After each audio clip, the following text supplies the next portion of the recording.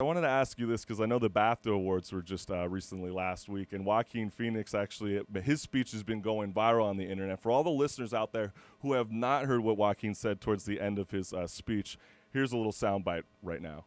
We have to really do the hard work to truly understand systemic racism. I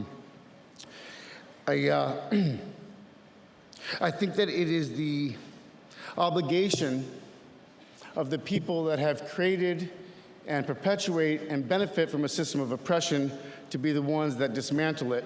So that's on us. Thank you. So let me ask you this, Alissa, because I thought this was quite great from a New York Times writer, Wesley Morris, how he put this. He goes, he was specifically talking about the Joker, right? And he goes, even remotely meaningful parts for non-white actors, a bunch of Latinos beat up Joker in the opening minutes. His social worker and neighbor are black women. But guess what? He kills a lot of them. So when you hear this kind of stuff and you hear what Joaquin Phoenix is saying, what does systematic oppression mean to you? Yeah, I mean, systemic racism means it's in the system, right? And so what he's really talking about is a bunch of tendencies that have existed in Hollywood for, the Academy Awards have been around for 92 years. So we can think about that. And, it has to do with who gets money to make films. It has to do with what kind of stories are considered to be something that a wide audience would be interested in. And so often movies, for instance, that don't star or aren't about white people are considered to be niche in some way. And so there's not the same kind of budget or marketing put behind them. It also means, who people think are worthy of parts and of acting awards. So, it's wild to me that none of the actors from Parasite, which is one of the most celebrated movies of the year, got nominated, right? Yeah. Well, how do you feel about Best Female Director? Do you actually believe that that's truly a snub thing?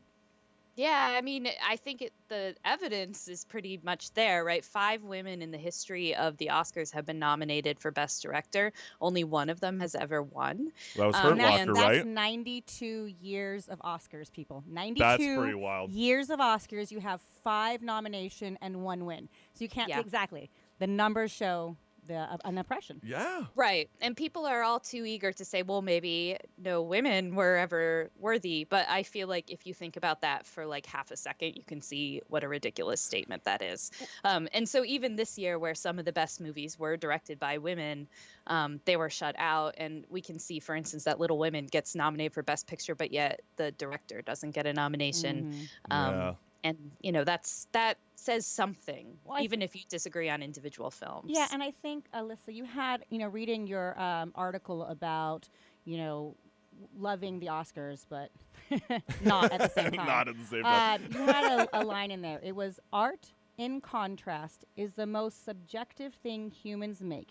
It changes based on who's looking at it. Yes. And I love that because there are movies that I love and I'm like, why is that not on there? And movies I hate. And it's like, how can we give an award to a subjective thing? Yeah. Right.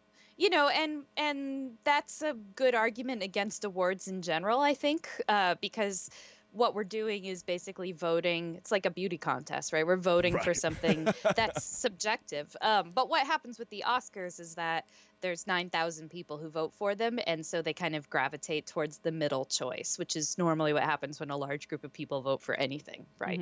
So, so what we end up with is a situation where maybe the same kind of biases reinforce themselves over and over and over again.